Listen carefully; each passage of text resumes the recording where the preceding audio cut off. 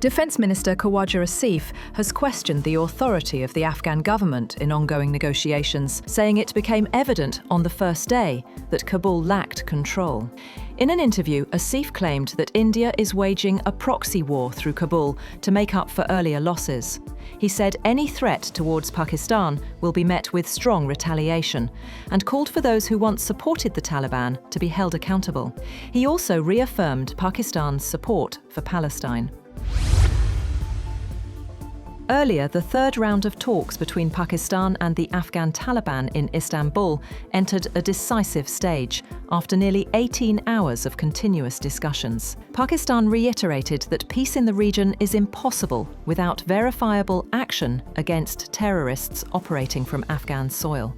Islamabad emphasized that mutual trust depends on tangible results and not promises. Meanwhile, mediators confirmed Pakistan's stance as legitimate, but progress remains stalled as the Afghan delegation reportedly keeps shifting positions under instructions from Kabul. The Punjab government has ordered strict action against foreigners residing illegally in the province, with new directives for police to register cases against those renting houses, shops, or petrol pumps to such foreigners. Chairing the 6th Law and Order meeting, Punjab Chief Minister Maryam Nawaz directed senior police and revenue officials to file daily reports on rented properties, while mosque announcements will help identify illegal Afghan residents. The meeting was told that 5 cases have been registered in Hanwal, and 45 holding centres have been set up to house and repatriate illegal Afghans.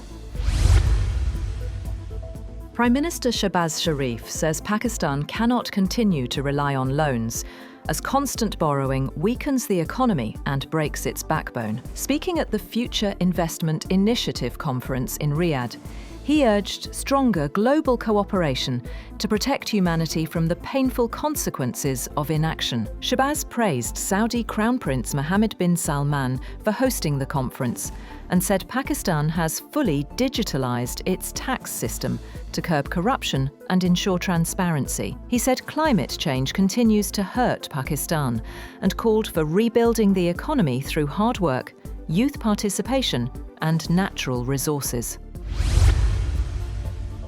Pakistan and Saudi Arabia have launched a new economic cooperation framework, reaffirming their shared commitment to boost trade and investment ties. The Foreign Office says the framework was agreed upon during Prime Minister Shehbaz Sharif's meeting with Saudi Crown Prince Mohammed bin Salman on the sidelines of the Future Investment Initiative in Riyadh. The initiative will focus on strategic, high-impact projects in economic, trade, and development sectors, with a strong emphasis on private sector participation and expanding bilateral trade.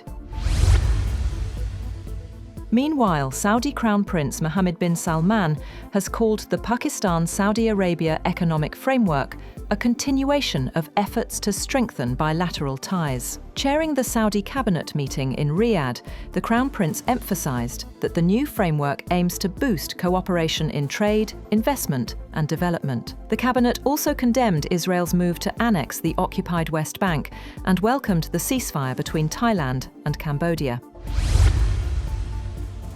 A hazardous cloud of toxic smog has once again gripped Lahore, pushing the city's air quality index to a staggering 422, a level classified as hazardous to human health. Hospitals have reported a surge in respiratory and eye-related illnesses as visibility dropped and life came to a standstill. The Punjab government has moved to shorten school hours as part of emergency measures, but anger is rising over what many see as too little too late to tackle Lahore's annual smog crisis.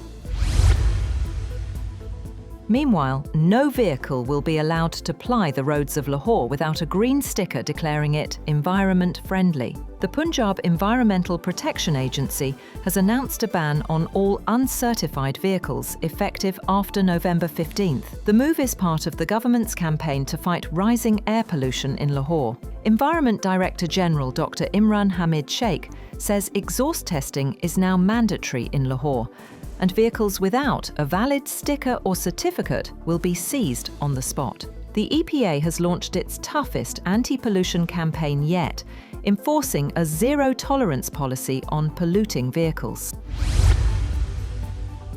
Political tensions continue to rise in Azad Jammu and Kashmir as Prime Minister Chowdhury Anwar-ul-Haq refuses to resign, saying he will face the no-confidence motion head-on. Meanwhile, behind-the-scenes consultations among major political parties have intensified. The Pakistan People's Party has shortlisted 4 names for the new Prime Minister, with a final decision expected within 2 days. The Pakistan Muslim League Nawaz has decided to back the no-confidence motion, but will stay out of the new government. With numbers on its side, the People's Party is in no rush as political manoeuvring in Muzaffarabad reaches its peak.